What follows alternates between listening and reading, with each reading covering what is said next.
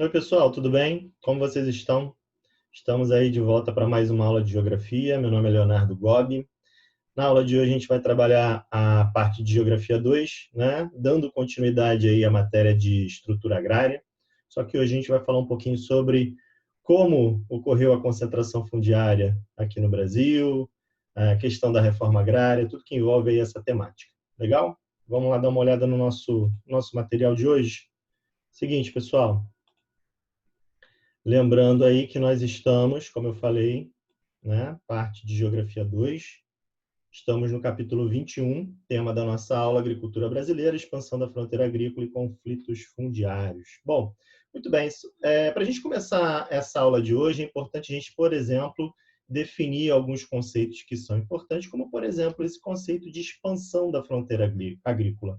O que é a expansão da fronteira agrícola? Quando a gente pensa em agricultura, em áreas de cultivo, né, pelo menos em termos de Brasil, a gente sabe que as principais áreas produtoras agrícolas elas se concentram ali no sul, sudeste, né?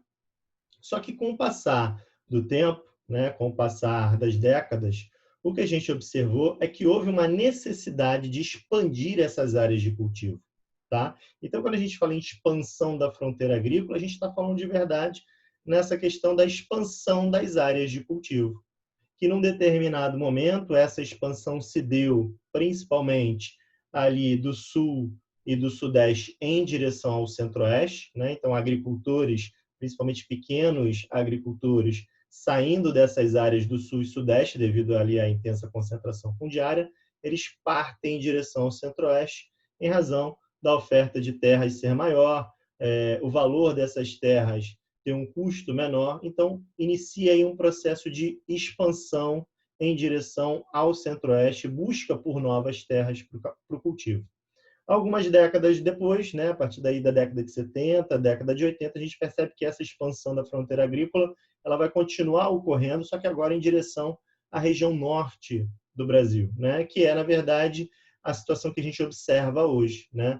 As áreas utilizadas mais ao norte hoje, né, como áreas de expansão da fronteira agrícola, e isso, obviamente, tem um impacto sobre o desmatamento da floresta amazônica, como a gente vai ver mais para frente. Tá? Então, expandir a fronteira agrícola seria isso, né? Você buscar novas áreas de cultivo em áreas que antigamente ou que anteriormente não tinham uma ocupação mais efetiva. Tá? Então, essas áreas de expansão elas ocorreram num primeiro momento, década de 60, década de 70, em direção ao centro-oeste, e nas décadas de 80, 70 e 80, em direção à região norte, e continua se expandindo em direção à região norte, né, adentrando a floresta amazônica ainda hoje. Tá? É claro que boa parte dessas ocupações são ocupações ilegais e, consequentemente, você tem aí a questão do desmatamento, que também é uma atividade ilegal, né? Principalmente sobre terras devolutas. A gente já comentou esse conceito, né, de terras devolutas, mas rapidinho, só para a gente relembrar aqui, terras devolutas são terras que são de propriedade do governo, que não estão sendo utilizadas, que pertencem ao governo e que teoricamente podem ser utilizadas para fins de reforma agrária, tá? Mais para frente a gente também vai voltar a esse tema aí, a questão da reforma agrária aqui no Brasil. Então, o que vem acontecendo é que boa parte dessas terras que vêm sendo ocupadas, em geral, são terras devolutas, tá? E essa expansão da fronteira agrícola, então, ela ocorre em direção às regiões centro-oeste no primeiro momento e posteriormente em direção à região norte do Brasil. Ok? Bom, para a gente entender essa dinâmica da expansão da fronteira agrícola, a gente tem que lembrar que existe aí três características que são importantes para a gente entender essa expansão da fronteira agrícola. Primeiro, a dimensão econômica, né? O contexto econômico, o porquê da expansão da fronteira agrícola quando a gente pensa nas questões econômicas. Primeiro, que a gente tem a questão do papel da produção de commodities, né? O Brasil é um grande produtor de commodities, né, de matérias-primas da área rural, né, do setor agrícola. Né? O Brasil é um grande produtor mundial de soja, de café, de laranja, enfim. E a gente exporta em grande quantidade esse tipo de produto. Então, para que a gente possa ampliar a produção e, consequentemente, a exportação desses recursos, há, de certa forma, uma necessidade de expandir a área de cultivo. Então, aí, um dos motivos que levam à expansão da fronteira agrícola tem um contexto econômico. Além do contexto econômico, tem também um contexto social, uma dimensão social, que é a questão da fronteira representar uma orientação dos fluxos migratórios, né? Para onde que esses novos camponeses, para onde que esses agricultores eles vão agora ocupar essas novas terras. Então existe aí um fluxo migratório para essas áreas que até então não eram áreas densamente ocupadas, como o Centro-Oeste e a região Norte, como a gente já havia falado. Então, há um fluxo migratório em direção a essas regiões, principalmente a partir da década de 60. Tá? E existe também um contexto político, a dimensão política, o porquê da expansão da fronteira agrícola. Porque, na verdade, a fronteira agrícola ela funciona como uma válvula de escape às tensões sociais no campo. O que isso significa? A gente sabe que, historicamente, né, o campo no Brasil ele é um local de disputas pela posse de terra. As terras elas eram passadas de forma hereditária. Você ter acesso à terra, principalmente para as populações mais pobres, era algo bem complicado, muito difícil de acontecer, né? Além disso, a questão de você ter acesso à terra via compra. A gente falou em algumas aulas anteriores lá sobre a Lei de Terras de 1850. Vocês lembram disso? Pois bem, para o pequeno agricultor, para aquele agricultor que não tem os recursos necessários para adquirir uma terra, isso é mais complicado, né? Então, quando você tem essas oportunidades de tentar aliviar a tensão pelas disputas de terras em determinadas áreas, principalmente como as que aconteceram no interior do Nordeste, no interior do Sudeste, em especial ali na região de São Paulo e também no sul do Brasil, uma das ações governamentais, né, foi estimular esses imigrantes a irem buscar essas novas terras nessas novas áreas, certo? Então, aí temos essa questão de tentar aliviar essas pressões sociais que existem no campo, a questão dos conflitos, né, pela posse de terra. Então, temos aí também essa questão política que contribui para a expansão da fronteira agrícola. Ok? Muito bem.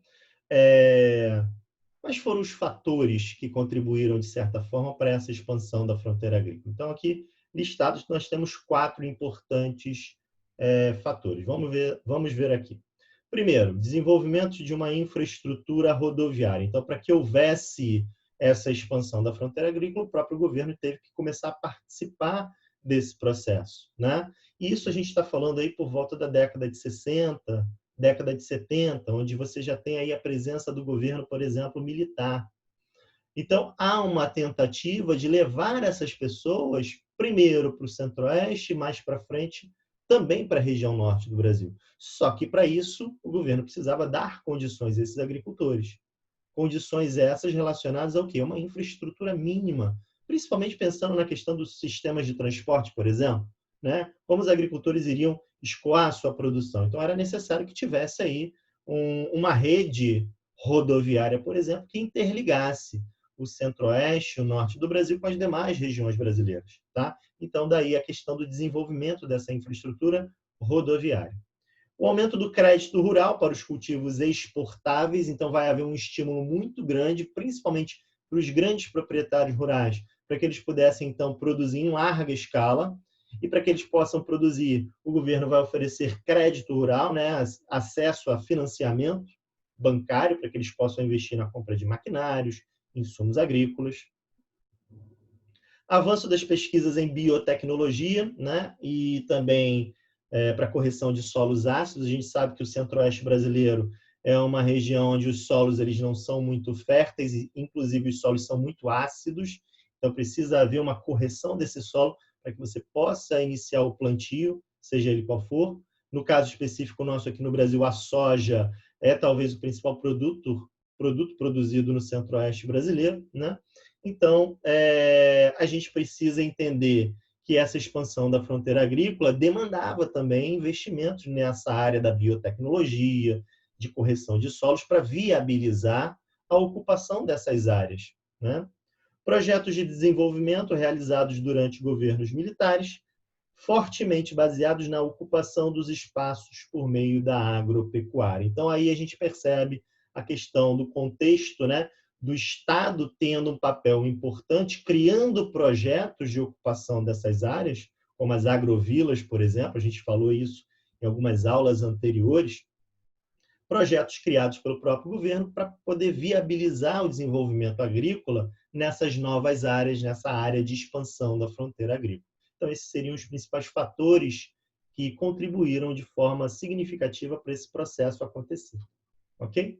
Bom, como eu falei, centro-oeste, norte do Brasil, áreas ainda pouco ocupadas, né? Áreas que não eram densamente ocupadas, do ponto de vista populacional, grandes vazios demográficos. Então, a gente percebe que essas áreas, em termos de custo do valor da terra, o valor da terra é um valor muito baixo, né? Então, havia uma grande oferta de terras com valores muito baixos, terras mais baratas. E isso, de certa forma, estimulou alguns agricultores a migrarem, principalmente ali, do sul do Brasil. Foram talvez os primeiros ali a tentar buscar essas novas terras nessa nova área aí de expansão da fronteira agrícola, que foi ali o centro-oeste, pelo menos nesse primeiro momento, né? Então, havia ali no sul do Brasil já uma concentração de terras, né? Havia ali um crescimento do número de terras com um valor mais elevado, então os pequenos agricultores tinham dificuldade de ter acesso a essa terra, então vai começar uma onda migratória, né, de camponeses que vão sair do sul e vão se deslocar em direção à região centro-oeste em busca aí dessas terras. Tá? Um outro motivo ali é a questão de ingressar na questão dos complexos agroindustriais, como motivo também da busca de novas terras, foi algo significativo. Tanto em direção ao centro-oeste, e ali a gente vai ter, obviamente, o avanço em direção ao Cerrado brasileiro, e mais tarde o deslocamento em direção à região norte, né? E aí a gente vai ter a expansão em direção ao bioma amazônico. Então, tanto o Cerrado quanto o bioma amazônico eles vão sofrer bastante por conta dessa expansão da fronteira agrícola, com os desmatamentos para dar lugar aí ao início da atividade agrícola nessas duas regiões. Tá legal? Então, a gente ali no mapa pode observar bem o fluxo que essa expansão, né, da fronteira agrícola ela teve. Primeiro, chegando em direção ao centro-oeste e agora, mais recentemente, década de 80, década de 90 e até mesmo hoje em dia, a gente percebe aí cada vez mais esse fluxo indo em direção à região norte, avançando sobre a floresta amazônica. Ok? Muito bem. Quais foram, talvez, as principais razões que levaram à concentração de terras aqui no Brasil? Bom, a gente sabe que a concentração de terras tem a ver com o número muito grande de terras concentrada na mão de um número muito pequeno de pessoas. Tá? A gente já falou sobre isso, isso tem um contexto no período colonial, né? O processo de colonização que nós sofremos aqui possibilitou esse processo de concentração fundiária. Então, a gente vai perceber que a concentração de terras é, sim, um processo histórico, tá? Mas outros fatores também vão contribuir para isso. Que razões foram essas que contribuíram para essa concentração de terras? Bom, no primeiro momento, claro, a retirada dos povos indígenas dessas áreas mais interiores. Então, conforme o homem branco, o colonizador português, e mesmo depois do fim da colonização, com a expansão das áreas de cultivo no Brasil, né, os povos indígenas vão ser os primeiros afetados, onde eles vão ser retirados muitas das vezes à força das suas terras para dar lugar aí à exploração dessas áreas, principalmente do ponto de vista agrícola. A gente sabe que também temos aí a expropriação de terras indígenas para poder explorar os recursos minerais, por exemplo, né? A gente está falando aqui da questão do campo, né, da questão da agropecuária, então essa expropriação das terras indígenas associada à necessidade do aumento das áreas de agricultura no Brasil, um dos fatores, uma das razões. Uma outra, própria concentração de terras na mão de poucos latifundiários, esses latifundiários aí que, na verdade, receberam as terras de forma, em termos de doação de terras, né, eles não compraram essas terras, eles receberam essas terras que foram passadas de pai para filho, né? Reafirmando esse passado colonial, né? de onde não havia a compra da terra, a terra só poderia ser adquirida mediante ali a doação dessa terra. Isso acontecia quando essa terra ela era passada, por exemplo, de pai para filho, né? Ou mesmo com relação às doações feitas pela coroa portuguesa durante o período colonial. Além disso, aquisições por meios ilícitos, né? E a gente pode destacar aí a questão da grilagem, a gente vai falar sobre a grilagem um pouquinho mais para frente, mas só para não ficar aqui um vácuo na resposta, aquisições por meios ilícitos, onde determinadas pessoas vão falsificar títulos de propriedade de terra para se apossar dessas terras, tá certo? Isso tem a ver com a grilagem de terras. E a questão da liberdade de compra de terras sem que houvesse ali por parte do governo uma delimitação do tamanho das áreas, né? Como acontece, por exemplo, em outros países. Existe um limite máximo para uma pessoa adquirir um tamanho de uma propriedade. Aqui no Brasil isso nunca aconteceu. Aliás, as pessoas podem ter várias porções de terras de tamanhos diferenciados sem que haja um limite para isso. Então, todos esses fatores reunidos, de certa forma, contribuíram de forma significativa para a questão da concentração de terras no Brasil, para essa intensificação da concentração de terras desde o período colonial até os dias de hoje. Ok? Muito bem. Essa questão da concentração de terras, obviamente, limita o acesso do pequeno e médio agricultor, mas principalmente do pequeno agricultor, né? Ele encontra muita dificuldade de ter acesso a essa terra, né? E aí o que vai acontecer? Muitos desses pequenos agricultores, cansados ali de não ter acesso a essa terra, expropriados, às vezes, das suas próprias terras devido ao avanço do latifúndio, muitos desses agricultores preferem, então, migrar para novas áreas. A gente pode associar, por exemplo, na década de 30, década de 40, principalmente, né?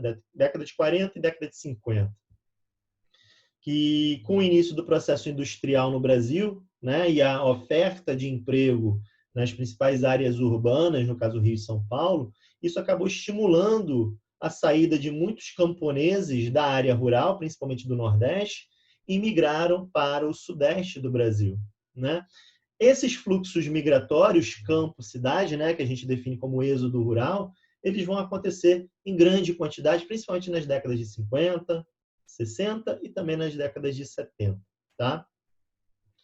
Motivos que levaram a essa migração em massa. Né? Pequenos produtores não conseguem fazer frente à competitividade das grandes empresas rurais, né? Então falta capacidade financeira para que esses pequenos agricultores possam, por exemplo, modernizar sua agricultura, né? E aí você não tem uma capacidade de aumento da produtividade no campo. Outro fator, acesso restrito a essas tecnologias, né? A compra de máquinas, a compra de insumos, tudo isso muito caro, principalmente para o pequeno agricultor, pequeno proprietário rural, além de uma política agrária voltada à questão da exportação da produção, né?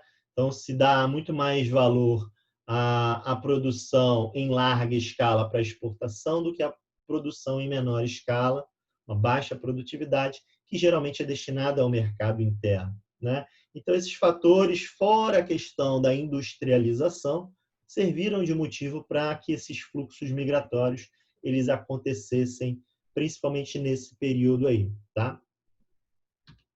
Muito bem. O campo ele tem, então, uma característica que vai, de certa forma, privilegiando o grande proprietário rural, né? Reafirmando essa concentração de terras, enquanto que o pequeno produtor, oprimido, enfrentando dificuldades de acesso à terra, começa, então, a sair da área rural. E quanto mais esse trabalhador rural, esse pequeno proprietário rural sai da área rural e migra para a cidade, a chance dele retornar para o campo é mínima. Não só ele, como as próximas gerações das suas próprias famílias, né? Algum filho, algum neto que já tenha nascido dentro desse ambiente urbano, né? Ele não tem mais a vocação de agricultor, então ele não vai retornar para as áreas rurais. Então, essa concentração fundiária ela vai se intensificando, tá? Então, o campo ele passa a oferecer mão de obra extremamente barata e numerosa para a cidade. A cidade cada vez mais demandava esse tipo de trabalhador, né, por conta do desenvolvimento da atividade industrial. E, de certa forma, com a própria política que se praticava no meio rural, a questão da desigual distribuição de terras, da política da Lei de Terras de 1850, tudo isso vai ser imperativo, tudo isso vai contribuir de forma decisiva para esse deslocamento, para essa saída do trabalhador rural do campo, se deslocando para a cidade, fazendo com que esses grandes proprietários rurais conseguissem manter um domínio sobre a terra, dando então, continuando, né, esse processo de concentração fundiária na área rural. Ok? Muito bem. A partir da década de 50 e da década de 60 começa uma discussão, começa um debate sobre a reforma agrária, né? Vários países do mundo já haviam passado por esse processo, para que você não fique aí perdido, né? O que é a reforma agrária? Reforma agrária é você pegar essas terras que existem, que estão concentradas, e realizar uma redistribuição dessas terras. Reduzir, portanto, né, essa concentração fundiária.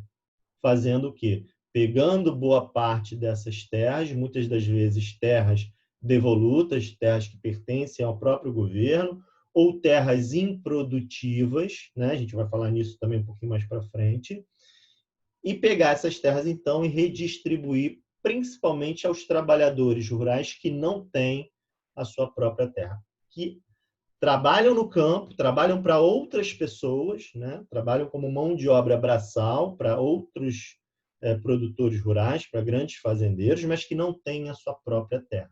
Tá? Então, a ideia da reforma agrária é essa. Ok? Isso vai estimular uma intensa luta, né, de classes na área rural, vão intensificar aí vários conflitos pela posse de terra justamente nesse período, a partir da década de 50, a partir da década de 60, e a gente vai começar a perceber aí a participação de atores importantes nessa disputa de terras, como, por exemplo, os poceiros, né, que são definitivamente as pessoas que não têm terra e que ocupam terras que estão ociosas, como uma forma de pressionar o governo a poder realizar a dita chamada reforma agrária, tá certo? Além de arrendatários, a gente já também comentou sobre os arrendatários aqui, que são pessoas que trabalham para proprietários de terra, né? Quer dizer, eles não têm a posse da terra, mas eles trabalham para essas pessoas e aí pagam pelo uso da terra ou em dinheiro ou em parte de produção, né? Então, essas pessoas que não têm terra vão começar, então, a reivindicar uma reforma agrária mais efetiva aqui no Brasil. Bom, nesse período, então, década de 50, década de 60, começam a surgir os agricultores, eles começam, então, a se organizar e começam a surgir, aí, então, pequenos grupos que vão representar esses pequenos agricultores, esses camponeses. A primeira forma de organização desses trabalhadores rurais foi através das chamadas ligas camponesas, tá? Cujo objetivo principal era lutar pela reforma agrária. Bom, as ligas camponesas elas surgem num contexto histórico onde esse debate sobre a reforma agrária ele se acalorava cada vez mais, né? Havia inclusive uma demanda social por essa reforma agrária, então as discussões elas vinham avançando nos últimos anos, desde o governo JK, por exemplo, até o governo do João Goulart, que talvez tenha sido o presidente aí que tenha levado mais à frente essa questão da reforma agrária. Então, dentro das ligas camponesas, então, esse debate ele começa a se acalorar, as disputas na área rural por acesso à terra começam a se intensificar e, consequentemente, isso vai estimular uma série de conflitos, né? Entre camponeses, poceiros, contra os latifundiários, ok? A gente sabe que todo o processo de industrialização também acontece na área rural, né? Lembram lá quando a gente falou da Revolução Verde, a questão da mecanização do campo, fazendo com que trabalhadores rurais começassem a ser expulsos do campo pela substituição da máquina, né? Pelo trabalhador rural. Isso aumentando o desemprego, aumentando as disputas sociais na área rural. Isso vai estimular cada vez mais esse debate a respeito da reforma agrária. Ok? Muito bem. O que a gente vai perceber, então, que através das ligas camponesas começa a haver uma organização por parte desses trabalhadores rurais, né? Começam a ocorrer marchas, começam a ocorrer comícios, né, em defesa da reforma agrária, e congressos que começam a ser realizados para poder debater esse tema de forma mais profunda, né, envolvendo a sociedade como um todo em relação a esse tema. Certo? Bom, essas reivindicações dos trabalhadores rurais levados aí a cabo pelas ligas camponesas tinham dois objetivos principais, né? Já que os trabalhadores rurais eram muito expropriados, né, do seu trabalho, muito explorados, então havia ali toda uma questão da extinção do chamado cambão, onde o trabalhador, durante um dia, ao longo do mês ali, tinha que oferecer de forma gratuita o trabalho ao dono da terra. Então, quer dizer, ele trabalhava de graça pelo menos um dia, né, para o dono da terra durante um mês. E a questão da extinção do sistema de barracão. Quando esses trabalhadores rurais eles trabalhavam para outros proprietários rurais, dentro dessas fazendas haviam armazéns, onde o agricultor ele podia comprar os seus alimentos. Só que o valor dos alimentos nesses armazéns, que eram de propriedade dos grandes proprietários rurais, né, o preço dos alimentos era altíssimo. Então, quer dizer, o pouco que eles ganhavam para trabalhar na terra desses grandes proprietários rurais, eles gastavam para poder se alimentar. E, às vezes, nem dava para eles poderem se alimentar durante o mês todo. E aí, o que acontecia? Criava-se uma dívida. É nesse contexto que surge, por exemplo, na área rural, a chamada escravidão por dívida. Então, duas das reivindicações desses trabalhadores rurais que formaram as chamadas ligas camponesas, dois desses objetivos eram esses, né? Reforma agrária, né, de uma maneira geral, e acabar com esse sistema de cambão e com esse sistema de barracão. Eram as demandas sociais desses trabalhadores rurais. Bom, a gente sabe que essa questão da concentração de terras ela é pública, né, e notória, a gente percebe isso até hoje, por exemplo, né? E a gente pode fazer uma relação dessa falta de acesso à terra a esse contexto histórico, né? Só que a gente estava vivendo na década de 50, na década de 60, né, o desenvolvimento aí do Brasil em termos industriais. Então, existia uma política chamada de Política Nacional Desenvolvimentista, na qual o trabalhador rural ele também passava, então, a reivindicar os seus direitos, assim como o trabalhador urbano também fazia, né? Então, começam a surgir, então, essas reivindicações para acabar com esses latifúndios, por distribuir melhor a terra. Essas, então, vão ser as demandas aí por parte dos trabalhadores rurais. A Charge ali fazendo uma ironia, né? Fazendo uma referência ali às enxadas paradas, onde muitas terras ali não eram utilizadas para a produção, então as terras estavam lá, mas não estavam sendo usadas, né? E os trabalhadores rurais, os pequenos trabalhadores que queriam ter acesso a essa terra, não tinham acesso a essa terra, porque essas terras pertenciam a grandes latifundiários, que em alguns casos não produziam nada nessas terras. Por outro lado, quando esses trabalhadores migravam para as áreas urbanas, o que acontecia? Cada vez mais os centros urbanos eles iam, né, se inchando em termos populacionais. Daí a expressão ali, ó, inchadas e paradas, no sentido dos centros urbanos estarem recebendo grandes fluxos populacionais vindos da área rural. Ok? Muito bem. No sul do país, começam a surgir outras formas de organização desses trabalhadores. Surge ali o chamado Movimento dos Agricultores Sem Terra, o MASTER, isso na década de 60. Então, comecem a perceber que vários outros grupos começam a se formar. Então, começou lá com as ligas camponesas, agora no sul do Brasil, um novo movimento de agricultores, de pequenos agricultores, o MASTER, né? Onde o objetivo vai ser o mesmo, né? A luta pela reforma agrária. Havia no sul do Brasil um excesso de divisão das pequenas e médias propriedades, né? Porque elas tinham sido ocupadas pelos imigrantes lá no século XIX. Então, havia o aumento do número de famílias na área rural e acabava que não tinha terra para todo mundo. Então, começa a surgir esse movimento de luta pela reforma agrária também lá no Sul. Isso, em parte, explica também o porquê de muitos desses pequenos agricultores terem migrado para a região centro-oeste, justificando lá o que a gente falou lá no início da nossa aula, da expansão da fronteira agrícola, né? Então, começava a faltar terra ali no sul do Brasil para o aumento do número de pequenos proprietários que começava a ocorrer ali naquela região. Ok?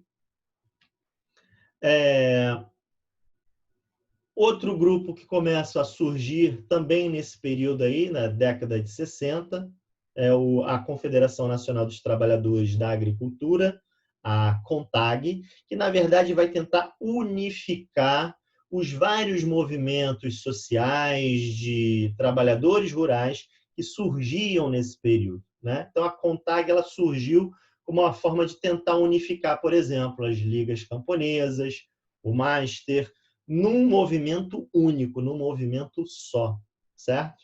E aí o lema da CONTAG era justamente esse, né? Reforma agrária na lei ou na marra. Então, quer dizer, se não acontecesse a reforma agrária via democrática, né, através lá de uma lei criada pelos deputados, pelos senadores, que visassem, né, a redistribuição de terras, esses agricultores, esses pequenos agricultores estavam dispostos, inclusive, a começar a ocupar essas terras, mesmo que a lei não fosse aprovada. Daí surge, então, essa expressão, reforma agrária na lei ou na marra. Ok? Muito bem.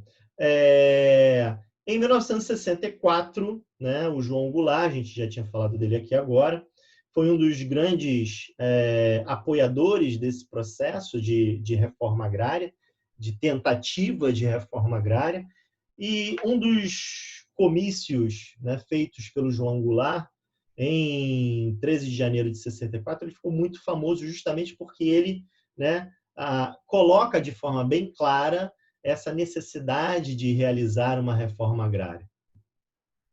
Só que isso vai coincidir, né? A foto ali mostra, inclusive, né, a Central do Brasil lotada durante esse comício. Então, havia um clamor popular, não só pela própria população rural, mas também pela população urbana, né? Havia, sim, uma defesa desse tema da reforma agrária, só que não durou muito, né? Porque em abril, 31 de março, né, 1º de abril, ocorre o golpe militar de 64, e a gente vai perceber que, de certa forma, o governo militar ele vai brecar um pouco essa questão da realização de uma reforma agrária no Brasil, inclusive atendendo aos interesses dos grandes latifundiários no Brasil, né, dessa oligarquia que ainda existe aqui no Brasil, né? Então, o governo militar ele vai se alinhar a esses latifundiários e ele vai, de certa forma, barrar essa tentativa de realização de uma reforma agrária. E o próprio governo militar vai começar a reagir de forma, inclusive, bem violenta a esses trabalhadores rurais, caso houvesse aí a tentativa de realização, lembra daquele lema, né, da reforma agrária na marra. Então, começa a haver uma forte repressão do governo militar sobre esses trabalhadores rurais na área rural. Dentro do governo militar vai haver uma reorganização de toda essa estrutura fundiária, vai ser criado ali o INCRA, o Instituto Nacional de Colonização e Reforma Agrária, tá? E o próprio governo militar ele vai estimular a distribuição de terras, principalmente na Amazônia, e aí a gente começa a justificar lá aquele processo de expansão da fronteira agrícola em direção à região norte, que a gente falou lá no início da aula, né? Ofertando terras, principalmente para aquele pessoal lá do sul, né? Dos pequenos proprietários, que, de certa forma, migraram em quantidade para o centro-oeste e também fariam o mesmo em direção à região norte, em direção à região amazônica. Então, essa migração em direção à região norte, em direção à região amazônica, ela foi estimulada pelo próprio governo militar ali a partir da década de 60, década de 70, né? E um dos slogans do governo militar para estimular esses fluxos migratórios era esse ali, ó, rumo à terra de ninguém, onde a terra é para todos. Então, fazendo uma referência ali àqueles grandes vazios demográficos, onde havia uma grande disponibilidade de terras e que aquelas terras, então, eram para todos aqueles que quisessem se deslocar para aquela região, tá? Só que a gente viu isso em outras aulas anteriores, que não adianta o governo militar estimular a ida, né, de trabalhadores rurais para a região norte, para o centro-oeste, se o governo não desse a devida atenção, se não desse o suporte técnico para que esses trabalhadores rurais, então, pudessem desenvolver a agricultura nessas áreas, né? A questão da criação do sistema de transporte, da oferta de crédito rural, também para os pequenos agricultores e não só para os grandes proprietários rurais. Então, faltou, de certa forma, o governo militar dar esse apoio aos agricultores. Não era só a oferta de terras, tinha que ter sido dado um apoio a esses agricultores para que lá eles, então, fossem e desenvolvessem a agricultura nessas novas áreas. Tá? Um dos motivos para a oferta dessas terras, a gente já falou, vamos reafirmar isso aqui, era reduzir ali a tensão social pela disputa das terras que aconteceu ali no sul e também, de certa forma, no interior do Nordeste do Brasil. Locais, inclusive, de grande concentração fundiária. Okay? Historicamente, né, o Nordeste é uma área de grande concentração fundiária. Muito bem. O governo, então, não teve um resultado satisfatório, né? O governo militar não teve um resultado satisfatório desse estímulo à migração para a região amazônica. Como eu falei, faltou o governo dar apoio técnico a esses agricultores.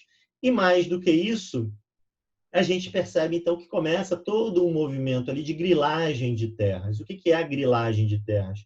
A grilagem, que funciona aí na figura do chamado grileiro, que é uma pessoa que falsifica títulos de propriedade de terra, né?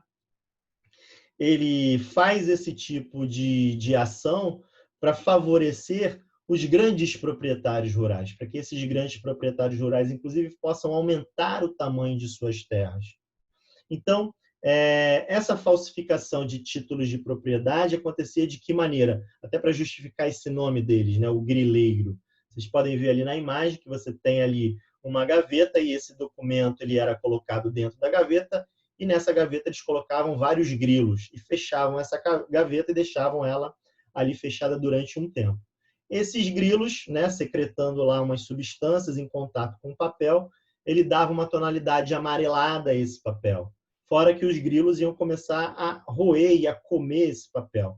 Então, esse papel que era novo, né, até porque era um título de propriedade de terra falsificado, parecia que era um título muito velho, muito antigo, para passar uma certa veracidade e reafirmar que a posse dessas terras, né, eram de fato desse proprietário que contratou os serviços dos grileiros. Então, era uma forma deles passarem uma certa veracidade a esse documento, mostrando que era um documento muito antigo e que, portanto, o proprietário dessas terras ele era um proprietário já há muitas décadas, há muitos anos. Tá? Então, isso, de certa forma, essas grilagens de terra começaram a acontecer, não só na região centro-oeste, como na região norte, na região amazônica. E isso até hoje acontece, tá, pessoal? É uma prática ainda muito comum. Claro que eles não usam mais essas técnicas, né? Usam técnicas mais modernas, mas continua havendo a falsificação de documentos, de títulos de propriedade de terra até hoje. Muito bem. O governo militar, então, ele vai tentar estimular essa migração, né? para a região amazônica. O cartaz aí é de uma propaganda do governo militar, lá na década de 70, e ele mostrava, né, ele queria mostrar para a população o quanto essa região norte era uma região promissora. Né? Era uma forma deles estimularem a ida desses trabalhadores rurais para a região norte, desses poceiros, né, dos sem terra. E aí, mais uma vez, né, mais um slogan aí para estimular essas migrações. Agora o governo militar vai se valer ali do seguinte slogan: levar homens sem terra a terras sem homem. Então, quer dizer, mais uma vez reafirmando esse contexto dos vazios demográficos nessas regiões, né, centro-oeste, principalmente na região norte, e a partir daí estimular a ida dessa população, desses pequenos proprietários rurais, saindo do Nordeste, saindo do sul do Brasil e indo em direção a essas regiões.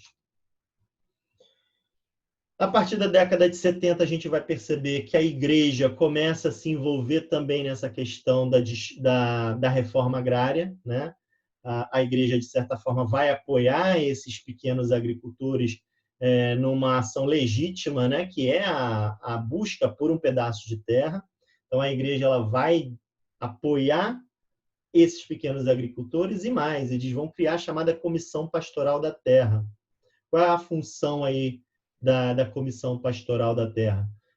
Dar um apoio, né, político, né, aos agricultores, defender ali a questão da não ocorrência dos conflitos pela posse de terras e não dar um suporte a esses pequenos proprietários rurais, muitas das vezes pessoas muito pobres, né? Então a igreja vai dar um apoio político, apoio a esses pequenos proprietários para que o governo se sensibilizasse com essa ação da igreja e também passasse então a pensar um pouco mais nessa tentativa de realização da reforma agrária, ok?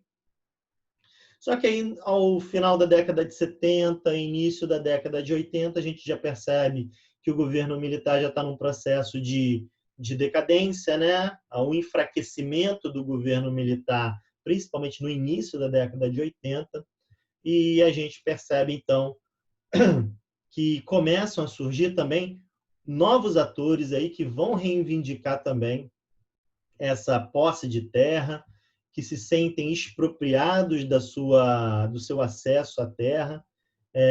E esses atores são os seguintes, estão ali, ó, os atingidos por barragens. Quem são essas pessoas?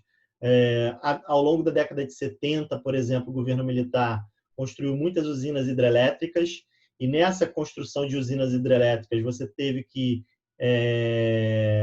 estimular a migração compulsória da população que vivia à margem desses rios, que foram represados, para dar lugar à criação das barragens para as usinas hidrelétricas. Então, muitos desses foram obrigados a sair das suas terras. Então, surge um movimento de pessoas que foram afetadas por essa questão da construção de barragens para usinas hidrelétricas. Então, eles vão começar a se organizar e a reivindicar em relação ao governo novas terras para que eles pudessem ocupar, já que eles foram expulsos das suas terras para dar lugar aí à construção das barragens. Esses são os atingidos por barragens. Os seringueiros, que durante muito tempo, né, tiveram um papel importante lá no século XIX, na extração do látex para a produção da borracha. Os seringueiros, muitos deles trabalham dentro de propriedades de latifundiários, mas eles não têm as suas próprias terras, e em muitas dessas áreas, por exemplo, os grandes latifundiários impediam a entrada dos seringueiros para poder extrair o látex dentro das suas propriedades.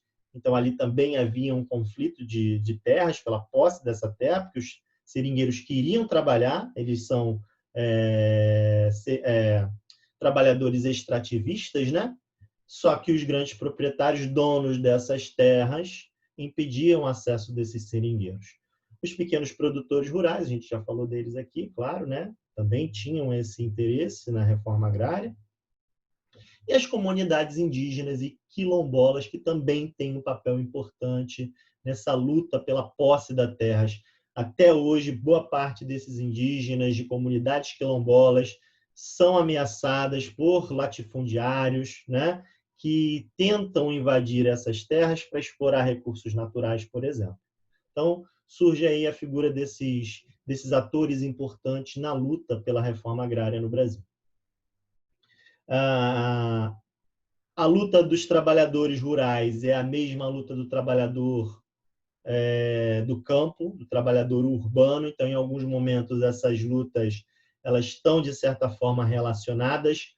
Por quê? Porque tanto no campo como na cidade havia precárias condições de vida e de trabalho, os salários eles eram baixos, tanto no campo quanto na cidade, extensas jornadas de trabalho, trabalho infantil até hoje, né? Principalmente na área rural, acontece em grande quantidade, condições inseguras de transporte, falta de registro profissional, uma realidade também até hoje na área rural, e que era também uma realidade do trabalhador urbano ainda naquele momento, né?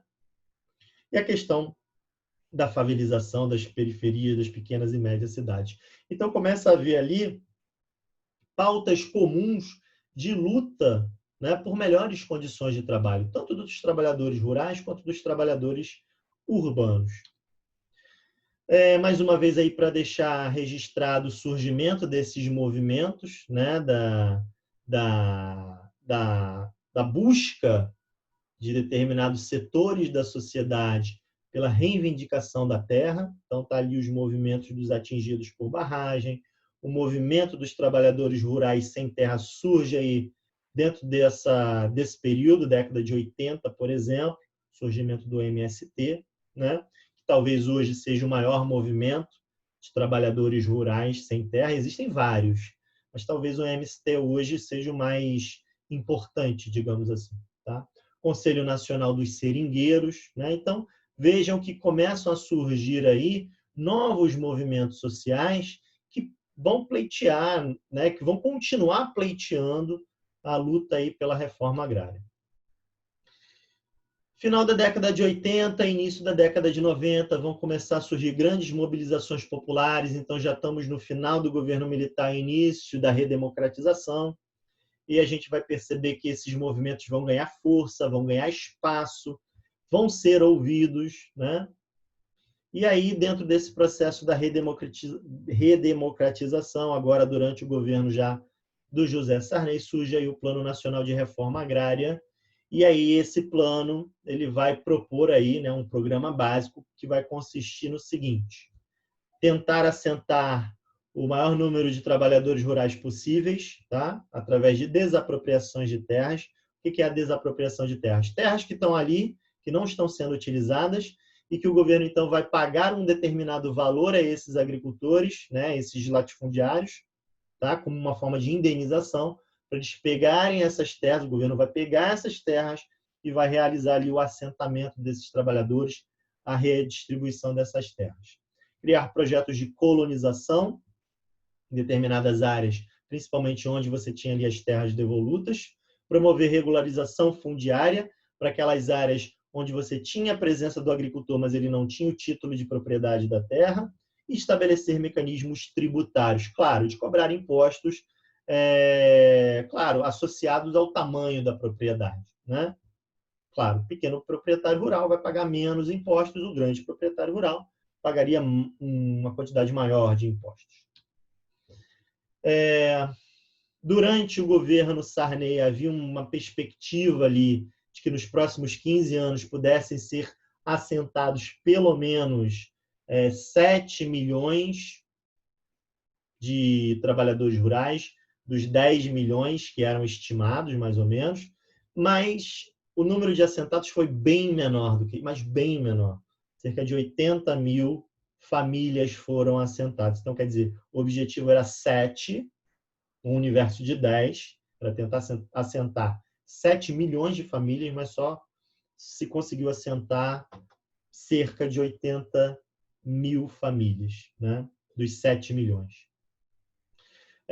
Já no governo Fernando Henrique Cardoso, essa questão da luta pela posse de terras ela vai se intensificar, os movimentos dos trabalhadores sem terra vai partir para ações mais ofensivas de ocupação das terras, o mapa ali ele é bem claro, ele mostra bem o quanto aumentou o processo de ocupação de terras no Brasil lá no período de 1988 até 1999. E a ocupação de terras ela é uma tática utilizada por esses movimentos como uma forma de pressionar o governo a realizar a reforma agrária. Então, tem essa terra é improdutiva, o governo não toma uma atitude, então o que os trabalhadores rurais fazem? Eles ocupam essas terras e ali cria-se um problema jurídico e, de certa forma, vai haver uma pressão desse processo de ocupação sobre o governo para que pudesse ocorrer, então, ali a indenização, né, a desapropriação daquela terra para poder ser feita, então, a reforma agrária, o assentamento desses trabalhadores rurais nessas propriedades. Só que conforme aumentou, e vocês podem observar isso bem no mapa, né, o número de ocupações, aumentou também o número de conflitos. E aí a gente pode citar, por exemplo, 2 grandes conflitos que aconteceram nesse processo de ocupação de terras, que foi o massacre de Corumbiara e o massacre de Eldorado dos Carajás. Tá? A gente vai falar um pouquinho sobre esses conflitos um pouco mais à frente. Tá? Então, esse processo de ocupação de terras vai colocar pressão sobre o governo, Fernando Henrique Cardoso, principalmente sobre as áreas, os latifúndios improdutivos, né? E, coincidentemente, né, pelo fato desses movimentos dos trabalhadores rurais terem pressionado bastante o governo nesse período, nesse momento da história, vai ser justamente durante o governo Fernando Henrique Cardoso que vão acontecer o maior número de assentamentos rurais na história do Brasil. Então, quer dizer, deu resultado, né? Teve resultado esse processo de ocupação de terras, de pressionar o governo para realizar esses assentamentos. Aí, como eu falei, né, os 2 conflitos, aí, os 2 massacres em Corumbiara e Eldorado dos Carajás, onde a repressão policial acabou levando ali muitas pessoas à morte, né, uma forma de retirar de forma forçada esses trabalhadores que estavam ocupando aquelas terras essas que eram declaradamente improdutivas, né, mas que, por força de ação militar, né, no caso aí das polícias militares dos estados ali, de Rondônia, por exemplo, lá em Corumbiara, né, 12 pessoas morreram, a polícia adentrou lá o assentamento, lá o acampamento dos trabalhadores rurais e matou 12 pessoas, um assassinato brutal. E em 96 também, no município de Eldorado dos Carajás, policiais, a mando lá do governador, atiraram de forma assim discriminada nos trabalhadores que faziam uma manifestação, um protesto, né? Fecharam uma rodovia para poder se manifestar e ali a polícia foi autorizada a atirar em direção aos manifestantes. 19 pessoas morreram. Foi algo assim bem vergonhoso, como o próprio título da reportagem ali traz, né? As pessoas foram executadas ali a sangue frio. Muito bem. A partir da Constituição de 88 já estava, né, definido que as terras no Brasil que não estão tendo uma função social, isto é, terras que não estão sendo utilizadas para produzir, que são terras improdutivas, essas terras elas deveriam ser utilizadas com finalidade de reforma agrária. Está escrito lá na Constituição. Então, terras que não têm função social e que são improdutivas devem ser usadas para reforma agrária, ok?